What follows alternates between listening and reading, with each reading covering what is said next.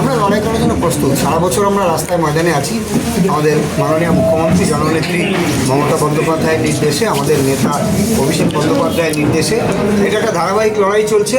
সেখানে ভোট আমাদের কাছে সেই লড়াইকে আরও অনেক উৎসাহ বাড়িয়ে দিয়েছে। বাংলার অস্তিত্ব রক্ষার লড়াই, বাংলার গৌরব রক্ষার লড়াই, বাংলার মানুষের স্বাধিকার রক্ষার লড়াই, বাংলায় নতুন করে গণতন্ত্র প্রতিষ্ঠার লড়াই। সেই লড়াইতে আমরা সবাই একযোগে আছি।